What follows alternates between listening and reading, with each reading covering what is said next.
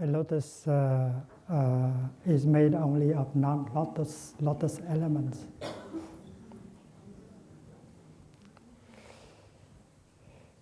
A lotus cannot be by herself alone. A lotus has to interbe with non-lotus elements. The fact is that the lotus is full of everything in the cosmos. So we ask the Bodhisattva, Mr. Bodhisattva, when I look at the lotus flower, I see that the lotus is full of everything. The whole cosmos is in the lotus. Why do you say that it's empty? Empty of what? And then the answer will come very easily. It's full of everything, yes, but it is empty of only one thing. A separate existence, a separate self. A lotus has no separate self. It is made only of non-self, non-lotus elements. So the nature of the lotus is emptiness. The lotus is, but she is empty of a separate self. When we look into ourselves, we see that we are made of non-us elements. We are made of father, mother, ancestors, food, education, culture, and so on. And if we remove all that, there's no us left. So we are full of everything like the lotus, but we are empty of a separate self. And when you bow to the Buddha, you have to see that you are empty and the Buddha is empty. A Buddha also is made of non-Buddha elements.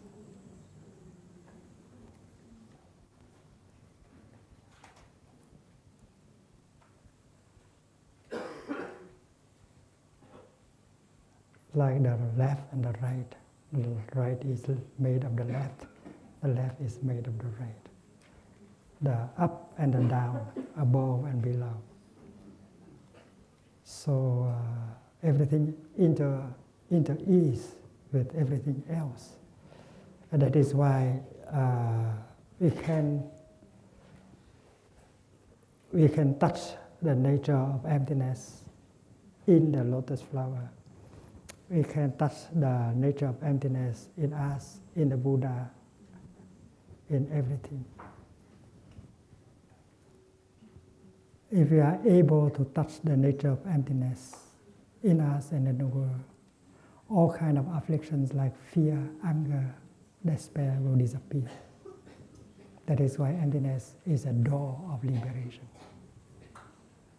Not the philosophy of emptiness, but your insight of emptiness. And that is one of the three concentrations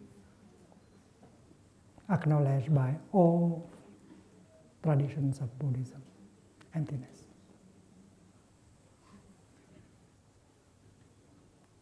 I think the Theravada school has not explored fully that practice.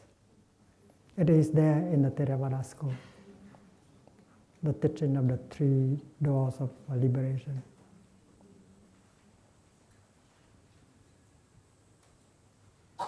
And in Mahayana, the Mahayana tradition, the huge literature of the Prajna Paramita has explored very largely the teaching. And especially when you study the Avatamsaka Sutra, the teaching of dependent co-arising has developed to its highest. And you can touch the nature of emptiness. It's very deep, it's very wonderful. The teaching of emptiness. And emptiness does not mean you are not there. You are there. You are really there. But you are empty of a separate self. You have your Father in you. Your Father has you in your Father. in him. And when you begin to see that, communication becomes much easier. And that is why before you bow to the Buddha, don't just do an act of devotion. That brings some merit, yes, but the merit is very small. Peanut, with the practice of concentration on emptiness, the outcome of the bow is very big. It is an act of meditation, not an act of devotion.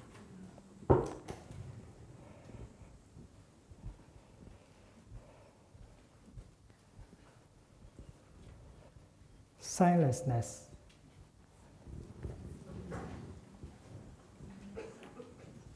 This is about perception.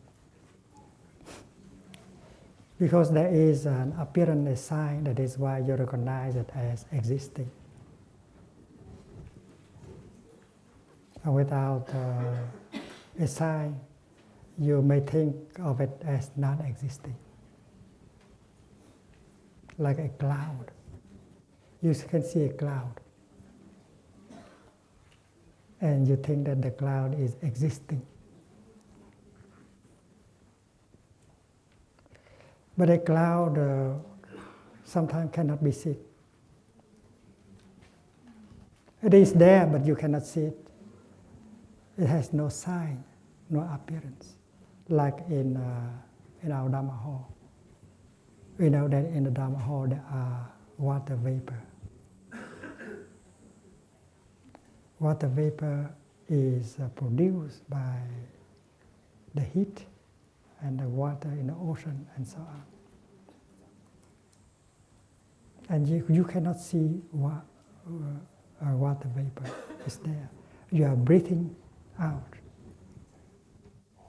But when the water vapor, they encounter something, a mass of air that is cold, suddenly it becomes visible. A micro drops of water, so very small, but you begin to see it. It is a cloud. It is the fog. Sometimes you see it and you think of it as existing. Sometimes you don't see it and you say that it is not existing. You are wrong. It's like in this hall. This hall is full of television and radio signals. Television program and radio program is going on. And it is in the air. But you need a transistor or a television set in order to translate this, to capture the signal and translate. But now there is no television, there is no radio set. You may think that there is no television program. But we know that it's crossing. This hall is full of signals of television and radio. So you cannot term it as non-existing. So we should not rely too much on our perceptions. When the cloud is no longer in the sky, you think that your cloud has passed from being to non-being, but that is not true.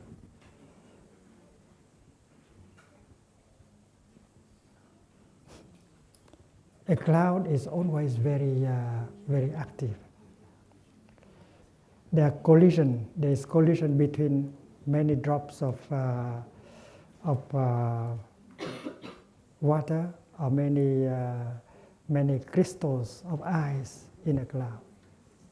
And when they are collide, they become bigger, a bigger crystal or a bigger drop, and that fall down. And halfway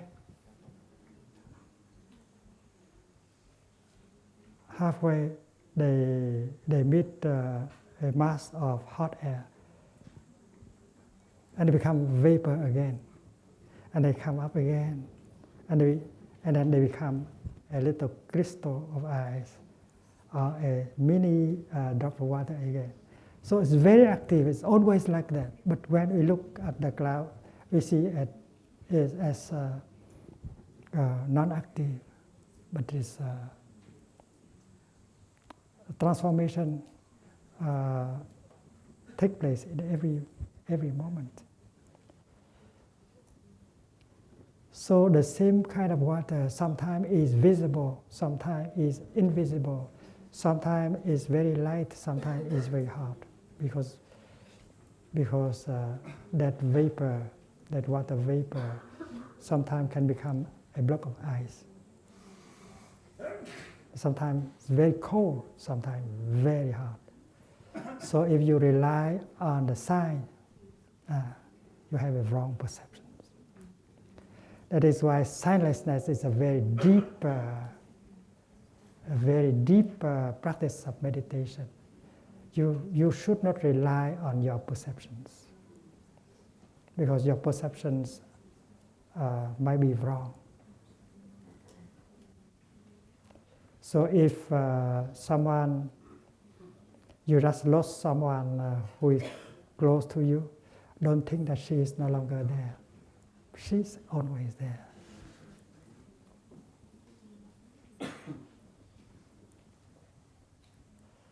And you can recognize her in different kind of forms, maybe very close. So transcending the appearance, transcending sign, is a very deep practice. And this is called signlessness. In the Diamond Sutra, it is said that wherever there is a sign, there is a delusion. So you should not count on the sign. You have to practice looking deeply in order to break through to the sign and to see the real nature of it. So grief, sorrow, despair, fear, anger, all these kind of afflictions can be transcended by the practice of signlessness.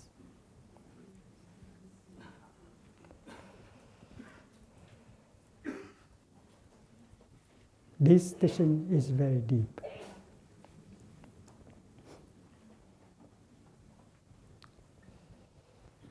Aimlessness.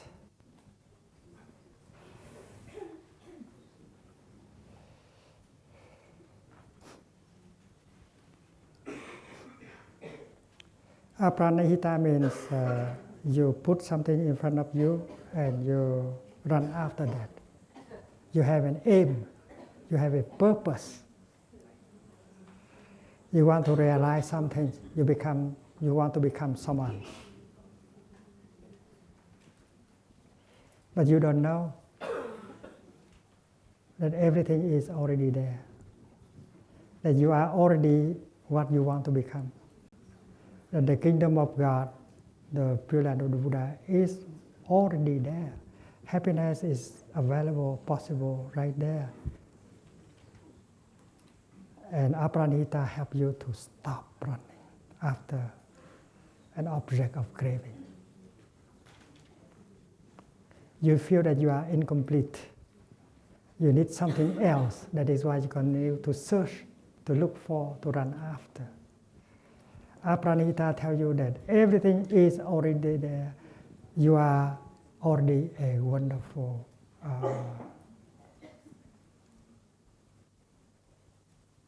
entity. You should not look for the kingdom of God, because you are the kingdom of God. You belong to the kingdom of God. You should not look for the Buddha, because you are the Buddha. You belong to the Buddha land. What you want to become, you are already. And you don't have peace unless you attain the fruit of aimlessness. You don't strive anymore. You feel complete. the fulfillment, the true fulfillment, is obtained only with aimlessness. La plénitude, fulfillment, is possible only when you stop running. You know that you are a wonder. You belong to the kingdom. You have a Buddha nature. You don't lack anything at all. You contain the whole cosmos. If you want to understand the cosmos, you don't have to travel. You just look into your body and you can understand. There is a sutra called Rohitassa. Rohitassa is a god. And he came to the Buddha and asked a question about whether it is possible to get out of this world full of misery, full of impermanence and ill-being. Lord Buddha, is it possible for us to travel in order to get out of this world? If we acquire a way of traveling that is quicker than the speed of light,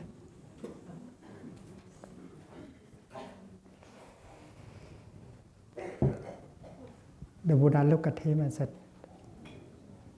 "My dear Rohitassa, it's not possible to get out of this world by the way of traveling.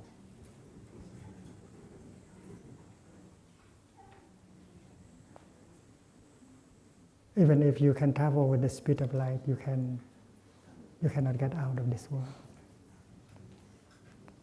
And Rohitassa said, "Oh Lord Buddha, I admire you so much. I remember in one of my former life, I was doing that. I used my time in order to travel. I wanted to get out of this world, and I was able to go with the speed of light.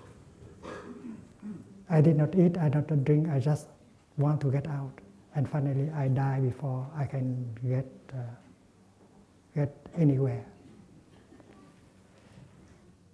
So you have told me the truth, Lord Buddha." The Buddha said, and yet it is possible to get out of this world of misery and ill-being. And by looking deeply into your own body. There is a practice called the contemplation of the body in the body. Just look into your body. And if you get the insight, understanding, and then you get out of the world of misery and ill-being. So I think this is a good message for scientists also, because scientists want to travel very far. They want to invent that kind of craft that can help them go quickly, send some instrument to go and explore something very far away. But according to this teaching, you don't have to go anywhere. The whole cosmos is in you. And if you just go home to yourself and look deeply, if you understand yourself, you understand the whole cosmos. Because you contain all kinds of informations.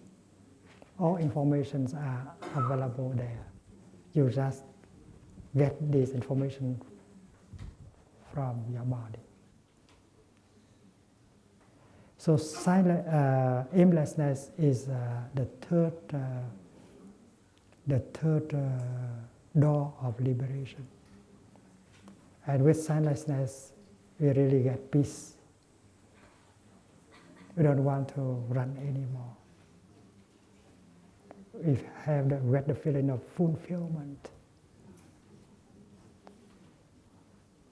To me, the teaching on the three doors of liberation is the cream of Buddhist teaching. It's very deep. We have to continue to learn about it, and we have to learn how to apply the three doors of liberation in every circumstances of our daily life.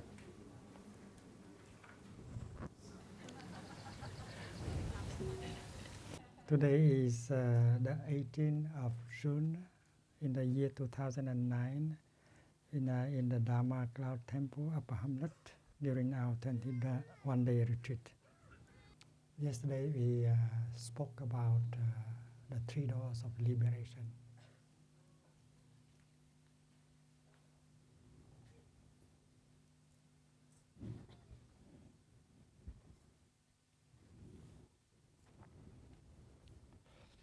And that is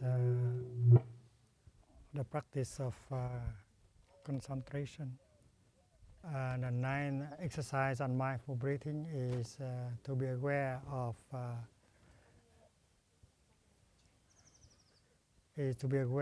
any mental formation that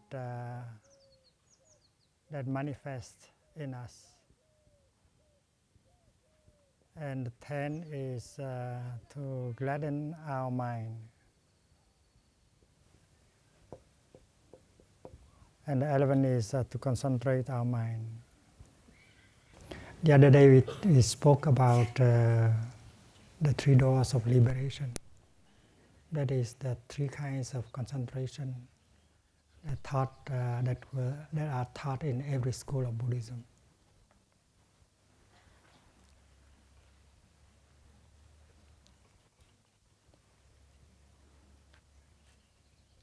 And to concentrate means to use the power of looking deeply in order to discover the nature of emptiness, of signlessness and aimlessness. We see very clearly that in the tradition of Buddhism, we do not promise a kind of paradise or pure land or salvation in the future. In fact, we practice looking deeply in order to liberate us. And we find out that everything we are looking for is already there in the present moment, in the here and the now. So this is not a promise. This is a practice that helps us to waken up to our own reality and the reality of the world.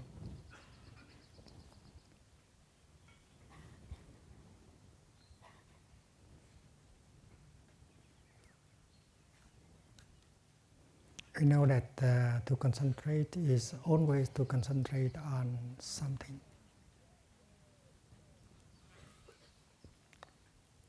And when we speak about the concentration of emptiness, we know that emptiness is the nature of everything that is. So when we look at a leaf, a pebble, of a cloud, we should be able to see the true nature of emptiness in them. When we look at a person, a tree, a river, we should be able to see the true nature of emptiness in all these things. So emptiness should not be an abstract idea, but a kind of insight that we discover when we touch.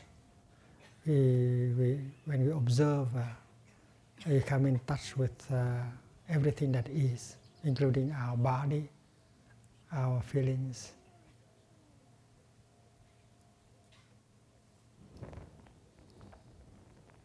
The same thing is true with sightlessness. Everything we observe, including our body, our feeling, a cloud, a tree, we have to observe in such a way that we can break through to the appearance.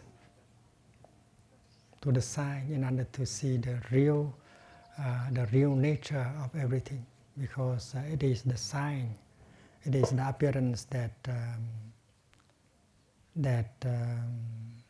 deceive us.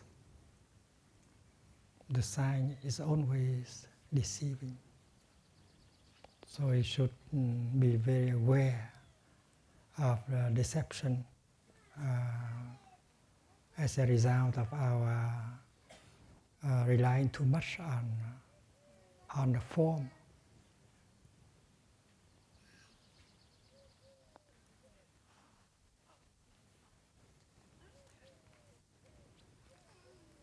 We have to explore, to study, and to apply these meditation, these concentrations in a concrete way in order to really solve our problems.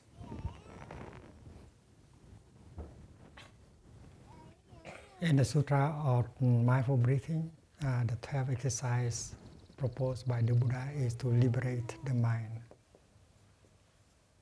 to liberate us from that mental formation. Also, to liberate means to liberate from, and in the Buddhist tradition, we speak of the 10 kind of fetters, the 10 kinds of bonds that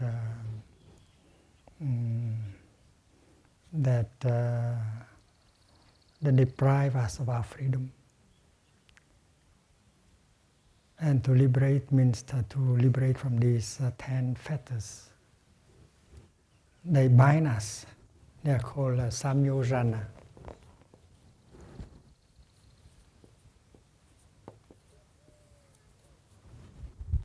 And in Chinese, it is translated as tiền sử.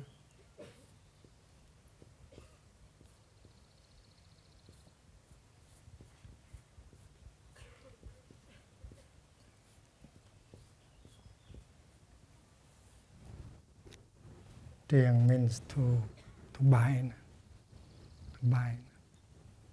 and sử means they push you to do and to say things that you don't want to do and to say. They are very powerful. So we have to practice concentration in order to be able to untie these kind of fetters. And the first is the first samyojana is craving.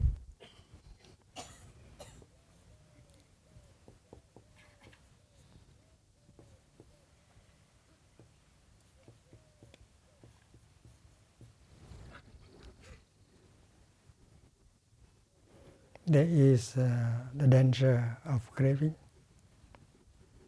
because we believe that the object of our craving is what we really want, is what can really bring us happiness. But we don't really see the danger of running after the object of our craving. And with craving in us, we are not in peace anymore. We are not satisfied with what we are, with who we are. We are not satisfied with our situation. We cannot feel that we are happy in the here and the now. The teaching of the Buddha about living happily right in the here and the now is based on the fact that if we practice looking deeply, we see that we have enough conditions to be happy in the here and the now. But if there is the flame of craving that is inside, we don't have the capacity to do that anymore.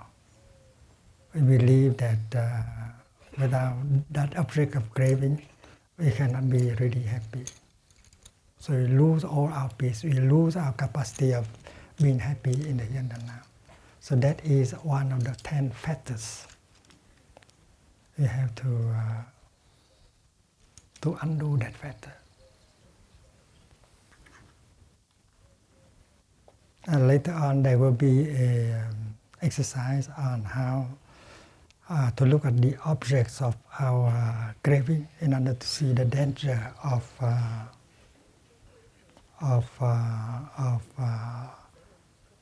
running after the objects of our craving. And the Buddha used so many images. It's like one of the images is like someone holding a torch and going against the wind. So the torch and the fire will burn his hand. So that is the danger of craving. The second image that Buddha proposed is a dog running after a piece of bone. That is only a bone.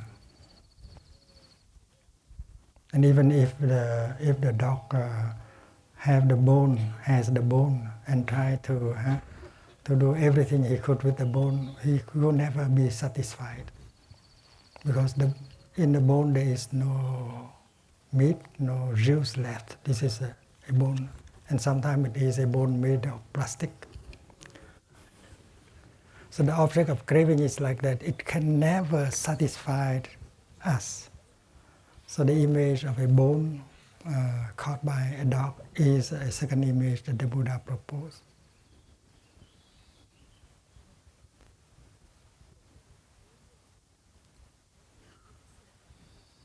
And the third image is the image of a hook that a fisherman used to catch the fish. And you have a very appealing bait, and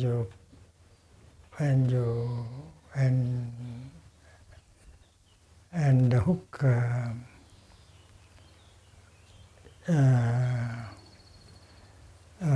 bring the bait, and the hook was thrown into the river.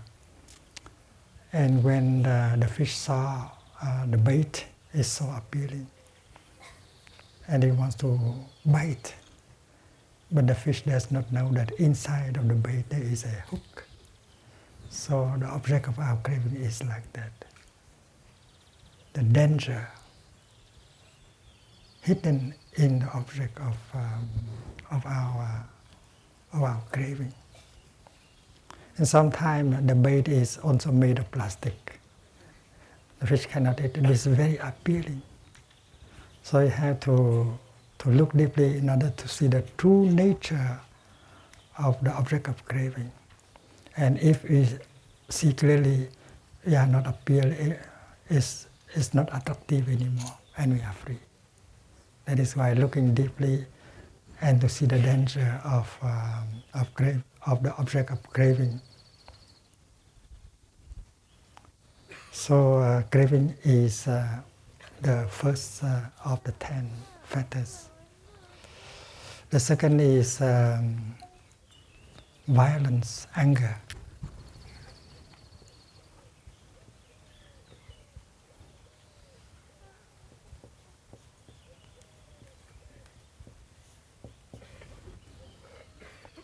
The flame of anger destroys as much as the flame of craving.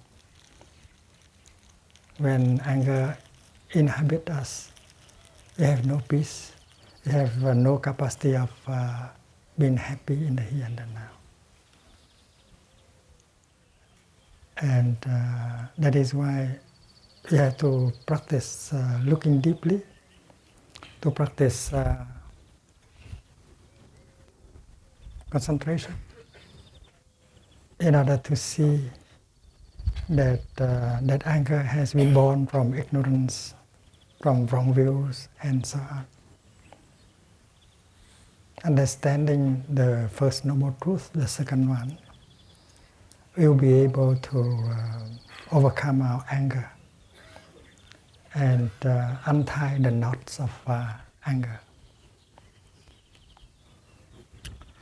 In fact, samyojana can be translated as knots.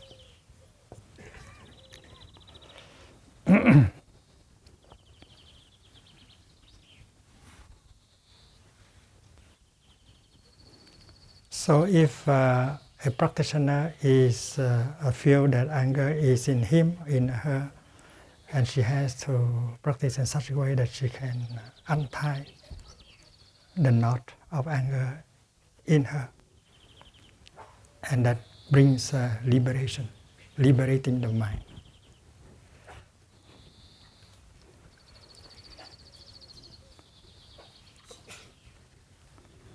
The third is ignorance. Ignorance is wrong views.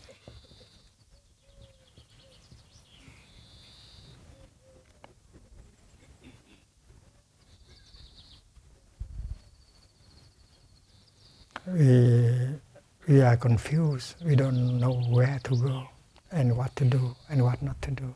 We are confused. And we do the wrong thing.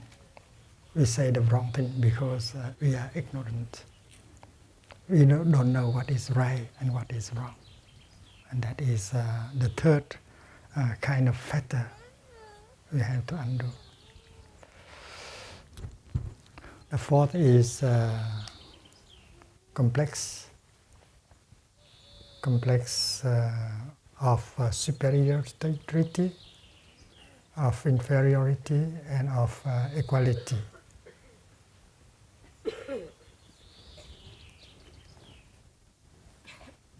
That is because we have a notion of self, and we compare that self with the other self. That is why the three complexes will arise. We suffer because of these three kinds of complex. And the fifth is doubt.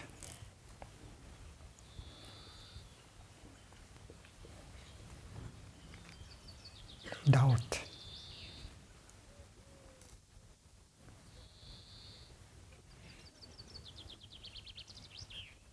Suspicion,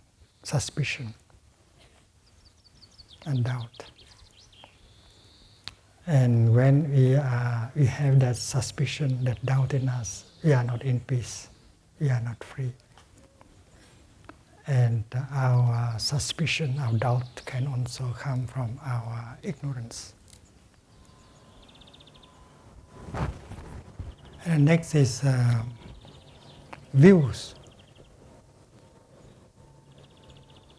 Kiến. Of course, the views here is wrong views, not right views. And there are 5 kinds of views that could be